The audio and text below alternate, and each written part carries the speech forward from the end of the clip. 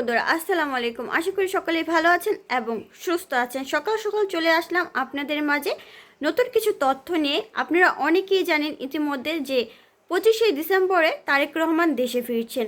এতে এতে ঘিরে কিন্তু অনেক নেতাকর্মীর মনে আমেজ লেগে উঠেছে। পুরা ঢাকা শহরে কিন্তু এখন বিএনপির নেতাকর্মী ঘেরাও করা। আর সপরিবারে বিমান উঠবে তারেক রহমান এবং দীর্ঘ 17 বছর পর আগামীকাল দেশে ফিরছেন বিএনপির ভারপ্রাপ্ত চেয়ারম্যান তারেক রহমান। লন্ডন থেকে সরাসরি ফ্লাইটও উঠবেন স্থানীয় সময় আজ বুধবার 24শে ডিসেম্বর সন্ধ্যা 6টায়। বিএনপির শীর্ষ এই নেতাকে বরণ করতে কর্মীদের মধ্যে উৎসব আমেজ। এরই মধ্যে পূর্বাঞ্চলে 300 ফিট সম্ভাবনা মঞ্চ এলাকায় সারা দেশ থেকে নেতাকর্মীরা আসতে শুরু করেছে। বিএনপি নেতাদের দাবি 25শে ডিসেম্বর ঢাকা জনসম্মত পরিণত হবে। এদিকে তারেক রহমানের নিরাপত্তা সরকারের পাশাপাশি দলের পক্ষ থেকেও নেওয়া হয়েছে বাড়তি উদ্যোগ। 25শে ডিসেম্বর দেশে ফিরছেন বিএনপির ভারপ্রাপ্ত চেয়ারম্যান তারেক রহমান। নেতাকে বরণ করতে বিএনপির রাজকীয় সম্ভাবনা অনুষ্ঠানের মঞ্চকে ঘিরে সারা দেশের নেতাকর্মীদের ব্যাপক উৎসাহ উদ্দীপনা। রাজধানীর বসুন্ধরা আবাসিক এলাকা সংলগ্ন 300 ফিট এলাকায় দ্রুত গতিতে তৈরি হচ্ছে সম্ভাবনা মঞ্চ। সারা দেশ থেকে বিএনপির নেতাকর্মীরা ছুটে আসছেন। সময় যত গড়াচ্ছে নেতাকর্মীদের বীরত্ব তো বাড়ছে। দীর্ঘ 17 বছর জেল জুলুম লড়াই সংগ্রামের পর দলের ভবিষ্যৎ নেতা দেশে ফিরছেন।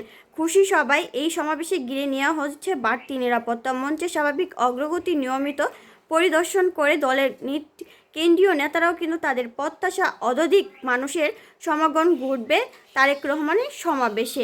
কারণ সেদিন হাজারো লোকের এবং হাজারো নেতাকর্মী এবং বিএনপি ভক্ত পাগল যারা আছে তারা কিন্তু অনেক লোক সেদিন যাবে এবং সেজন্য কিন্তু 300 ফিট এলাকা অনেক বড়, সে কারণে কিন্তু সেই এলাকাটা বেছে নেওয়া হয়েছে এবং কেন্দ্রীয় যে নেতাকর্মীরা রয়েছে তারাও কিন্তু সেই মঞ্চ যে ঘুরে ঘুরে দেখে আসছে যাতে কঠোর নিরাপত্তা দেওয়া হয় এবং কোনো ধরনের যেন অনাকাঙ্ক্ষিত ঘটনা না ঘটে।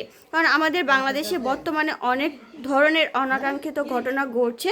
তাই কিন্তু আইন শৃঙ্খলা এবং বাংলাদেশের যে বর্তমানে ইউনূস সরকার রয়েছে এবং বিএনপির পক্ষ থেকে বিভিন্ন ধরনের কিন্তু নিরাপত্তা দেওয়া হয়েছে যাতে তারেক রহমান শান্তিতে দেশে আসছে যে 17 বছর পরে সেটা যেন শান্তি শৃঙ্খলাভাবে বজায় থাকে এবং নেতাকর্মীরা যাতে সুস্থভাবে তারেক রহমানের বক্তব্য শুনতে পারে এবং তারেক রহমান কিন্তু দীর্ঘ 17 বছর পরে আগামীকাল কি বক্তব্য দিবেন 300 ফিটে সেটা শোনার জন্য কিন্তু অনেক নেতাকর্মী বিগত 2 দিন যাবৎ কিন্তু 300 ফিটে এবং ঢাকা আন্তর্জাতিক শাহজালাল বিমানবন্দরে কিন্তু যাচ্ছে এবং হাজারো লোকের দল নেমে আসছে। আর বর্তমানে কিন্তু ঢাকা শহর পুরাটাই আমেজময় হয়ে গিয়েছে যে বিএনপির ভারপ্রাপ্ত চেয়ারম্যান তারেক রহমান দেশে ফিরছেন।